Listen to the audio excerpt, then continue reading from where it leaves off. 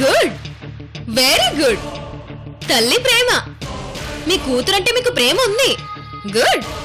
Okay okay, 75% discount లో మీకు address చెప్పేస్తున్నాను.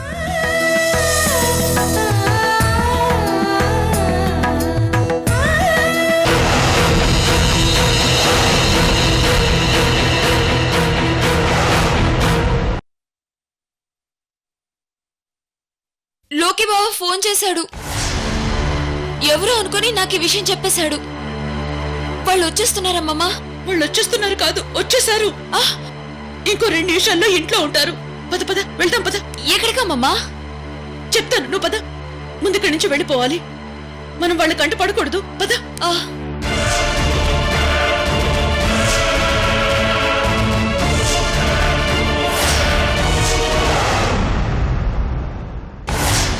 ఇదిగో బాబు, ఇక్కడ రోజీ గారు ఇల్లెక్కడా? రోజీ గారు ఎవరండి?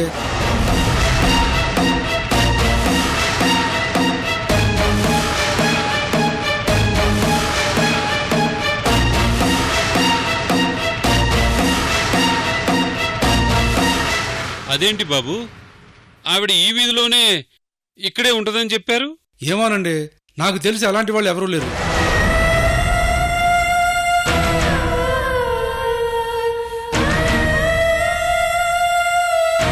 అంటే నందిని మనల్ని తప్పుదారి పట్టించిందా?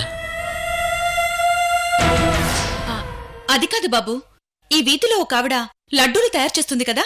ఓ, లడ్డూలు చేసి ఆమె గురించా మీరు అడిగేది? అవును బాబు, ఆవిడ ఇల్లెక్కడా? ఆ ఇల్లు ఆవిడది కాదండి, సుబ్బారావు గారిది. ఇదిగో ఇదే ఇల్లు.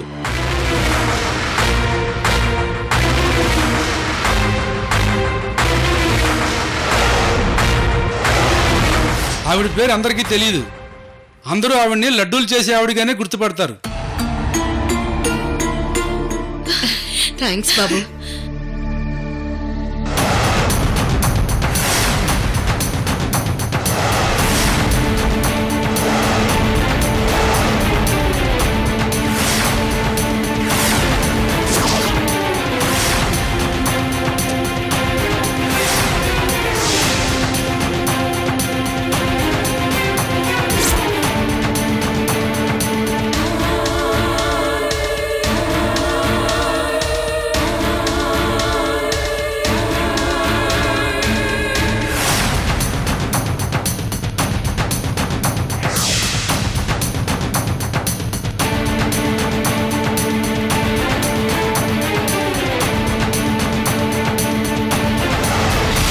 రోజీ అమ్మా, రోజీ అమ్మా, రోజీ.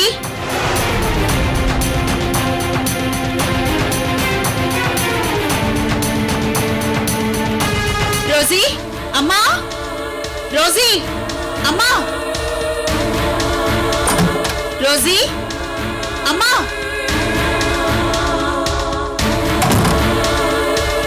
రోజీ అమ్మా,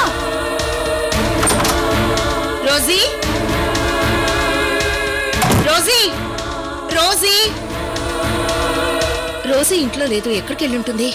ఒకవేళ పెరట్లో ఏమైనా ఉందా? పదండి. అమ్మా, రోజీ, రోజీ, రోజీ, అమ్మా, రోజీ.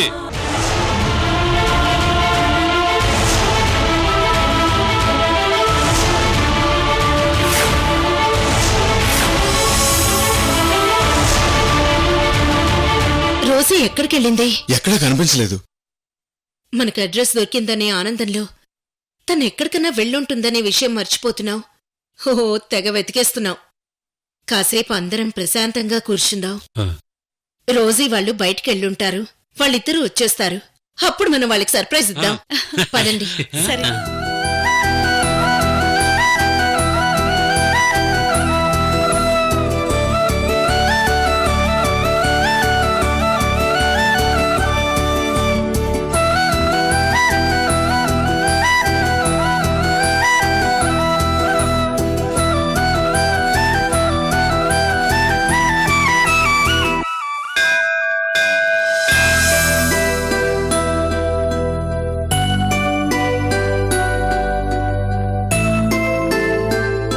ఏంటమ్మమ్మా, అజ్జి వాళ్ళు వస్తున్నారని గుడికి తీసుకొచ్చావు?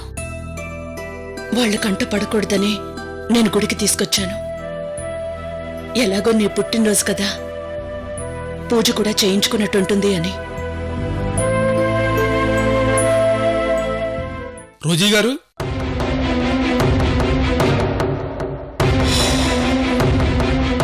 ఎవరు బాబు? రోజీ గారు ఇంట్లో లేరండి? లేరండి, ఎక్కడికో బయటికెళ్లారు. ఏంటో పొద్దున్నే వస్తే పని చూసుకురమ్మన్నారు, పని చూసుకుని వస్తే బయటికెళ్లారు. ఇంతలోనే ఎక్కడికి వెళ్ళిపోయారో ఏంటో.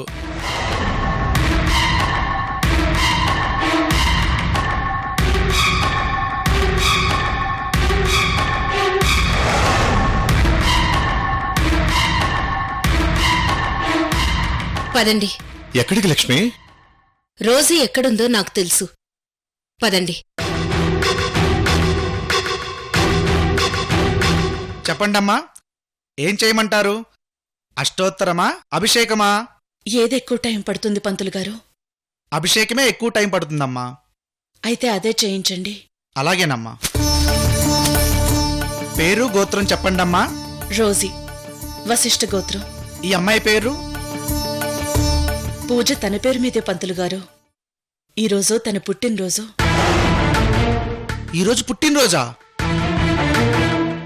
ఏంటి పంతులు గారు, ఏమైంది?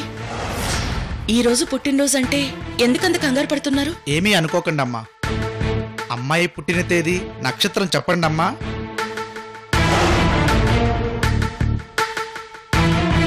ఇంకేం చెప్పక్కర్లేదు. ఈ అమ్మాయికి చాలా పెద్ద దోషం ఉంది.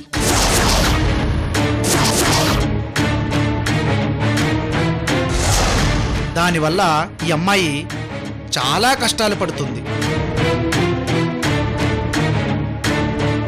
ఇప్పటికే ఒకసారి ప్రాణం తీసే జబ్బొచ్చుండాలి.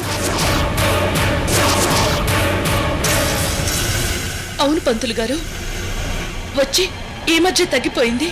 అది తగ్గినా ఈమెకి శత్రుశేషం పెరుగుతుంది.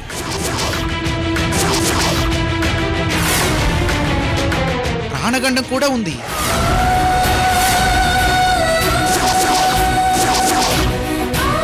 పంతులు గారు, మరి దీనికి పరిహారం ఏం లేదా? ఉందమ్మా. ఈ అమ్మాయి పేరు మీద మహన్యాసపూర్వక ఏకాదశ రుద్రాభిషేకం, మహాచండీ యాగం చేయించాలి. అలా 3 సంవత్సరాలు చేయించాలి. లేదంటే ఏ సంవత్సరం చేయించరో ఆ ఏడే ఈమెకు ప్రాణహాని జరుగుతుంది.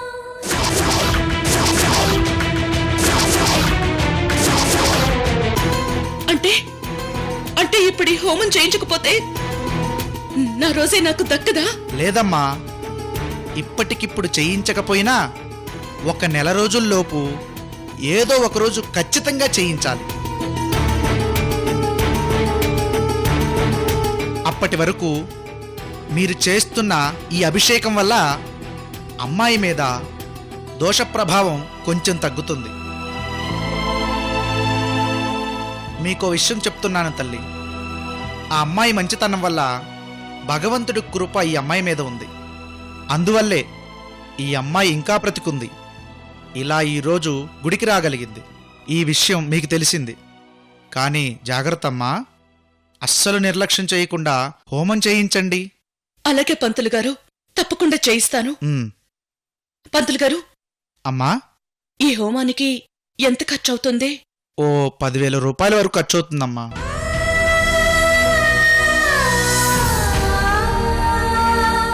సరేనండి, ముందు మీరు ఈ పూజ ప్రారంభించండి. అలాగేనమ్మా.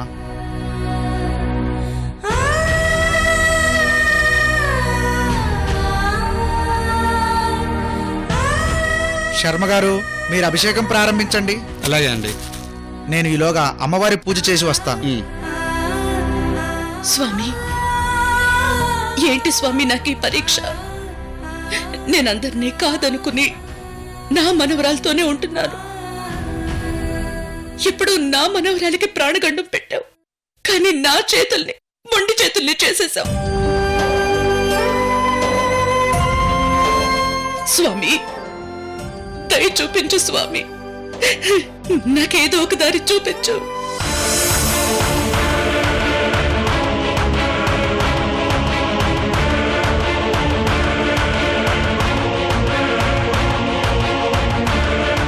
ఏంటి లక్ష్మి ఇక్కడికి తీసుకొచ్చావు? ఈ రోజు చిన్న రోజీ పుట్టినరోజు కాబట్టి రోజీ ఖచ్చితంగా గుడికొచ్చుంటుంది. పదండి, గుళ్ళో అంతా చూద్దాం. ఏదో ఒక దేవుడికి చిన్న రోజీ పేరు మీద పూజ జరుగుతూ ఉంటుంది. పదండి. అమ్మమ్మా, ఇప్పుడు ఈ హోమాలు అవి ఏం అక్కర్లేదమ్మమ్మా. మనకెలా రాసి పెట్టుంటే అలా జరుగుతుంది. నువ్వేం కంగారు పడకు. నువ్వు అలా మాట్లాడుకు రోజీ. నీకేమైనా అయితే నేను తట్టుకోలేను.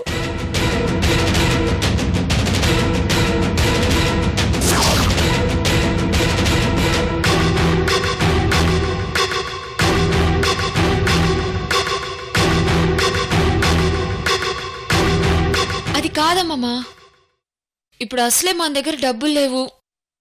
ఇంకా ఈ హోమాలు జపాలు అంటే డబ్బులు ఎక్కడి నుంచి తీసుకొస్తాం? పంతులు గారు 4 రోజులు టైం ఉందన్నారుగా, చూద్దాం. ఈ 4 రోజుల్లోపు ఏదోలాగా ఈ హోమం చేయించేద్దాం.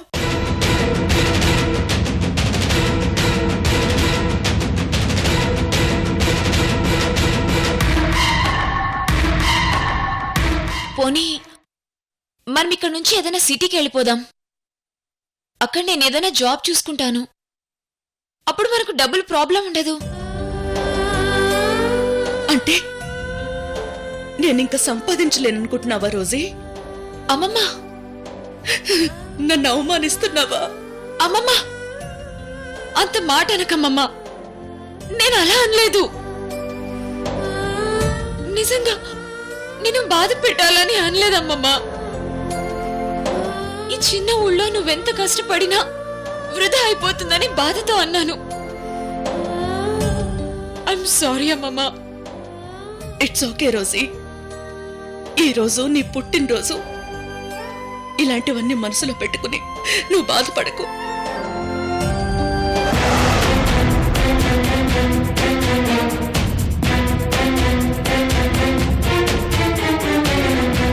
మీరు అటు వెళ్ళి చూడండి, మేము ఇటు చూస్తాం. సరే పదండి.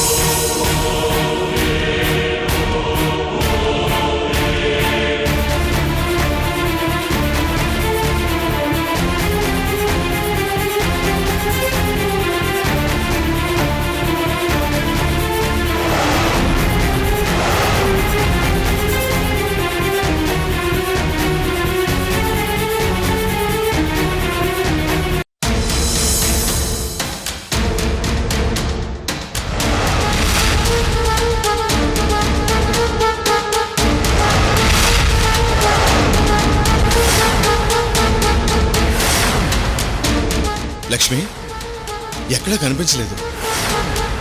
అక్కడ శివాలయంలో చూద్దాం, పదండి.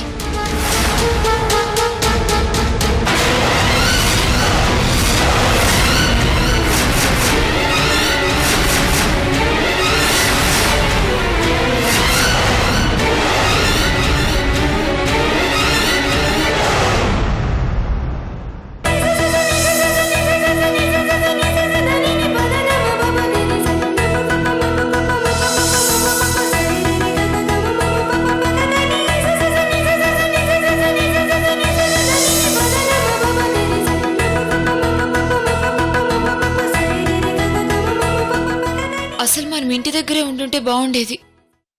చక్కగా అందరినీ చూసినట్టు ఉండేది, మాట్లాడినట్టు ఉండేది. వాళ్ళందరినీ చూసి ఎన్ని రోజులైందమ్మమ్మ. అజ్జి ఎలా ఉందో, తాతయ్యకి ఎలా ఉందో,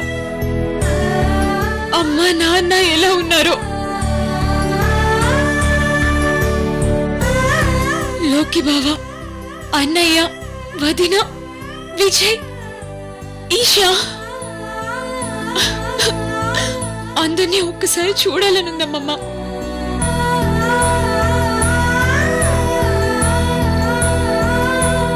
పదమ్మమ్మ, ఈ పూజ అయిపోగానే మనం ఇంటికి వెళ్ళిపోదాం. అక్కడ పాపం అజ్జి వాళ్ళంతా మన కోసం వెయిట్ చేస్తూ ఉంటారు. వాళ్ళని వెంటనే చూడాలనుంది.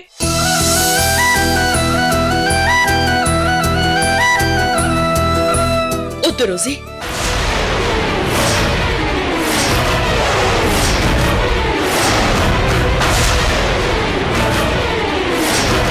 వాళ్ళెవరిని ఇప్పుడు మనం చూడొద్దు.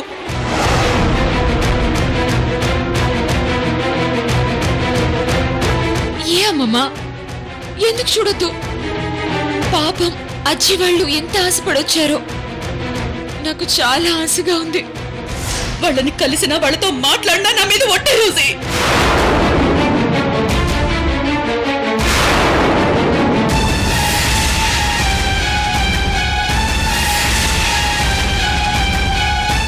ఏమమ్మా, ఎందుకు అలా మాట్లాడుతున్నావు?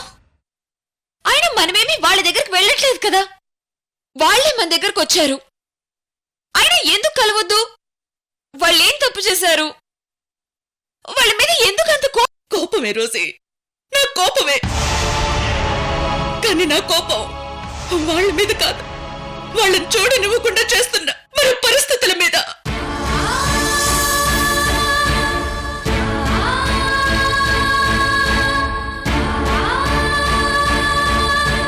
నాకు మాత్రం వాళ్ళందరినీ చూడాలని, వాళ్ళతో మాట్లాడాలని ఆశగా ఉండదా? వాళ్ళేం మనకి శత్రువులు కాదు కదా.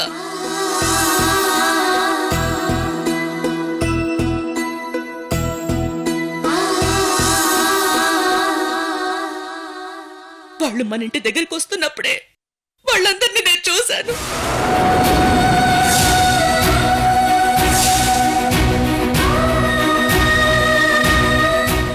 వాళ్ళందరినీ చూడగానే ఒక్క క్షణం అంతా మర్చిపోయి ఆనందంతో పొంగిపోయాను.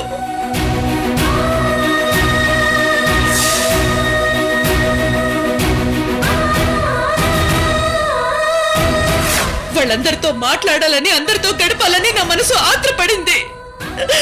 వాళ్ళందరినీ 2 రోజులు ఇక్కడే ఉంచుకోవాలని, ప్రేమగా వండి పెట్టాలని చాలా కోరికగా అనిపించింది. కానీ మన పరిస్థితి గుర్తుకొచ్చింది.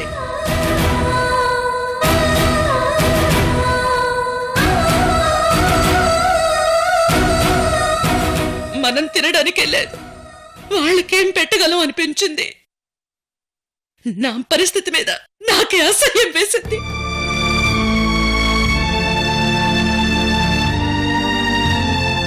వాళ్ళకి మనం ఎదురు పడితే మన పరిస్థితి గురించి వాళ్ళందరికీ తెలిసిపోతుంది. తెలిస్తే వాళ్ళకి బాధ కలుగుతుంది. అన్నింటికంటే ముఖ్యంగా నా మీద వాళ్ళకి జాలి కలుగుతుంది రోజీ.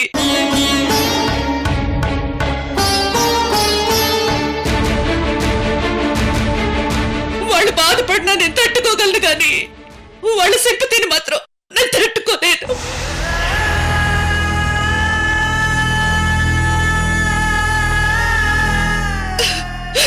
నేను జీవితంలో కోరుకున్నది ఒక్కటే, ఎప్పటికీ ఎవరు నా మీద సింపతి చూపించకూడదు.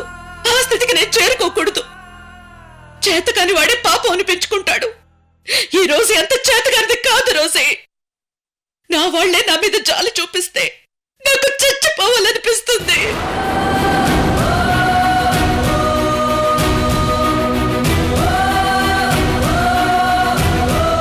అమ్మమ్మ, వద్దమ్మమ్మ, అంత మాట అనొద్దు. పోనమ్మమ్మ, వాళ్ళెవరిని చూడ్ను, కలవను. నీ కోరిక తీరే వరకు నా కోరిక నా మనసులోంచి తీసేస్తాను. నీ పయనం నీదే, తోడుగా ఎవరిని నువ్వు కోరకు. నీ లోకం నీదే, మరి సాయం ఎవరిని అడగకు.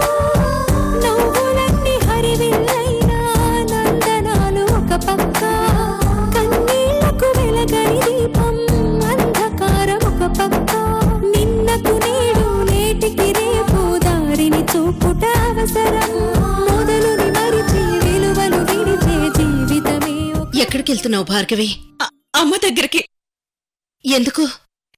అమ్మకి చెప్పడానికి. చెప్పడానికి, తన మీద జాలిపడి రాలేదని ధైర్యం చెప్పడానికి వచ్చామని చెప్పడానికి. వద్దు భార్గవి,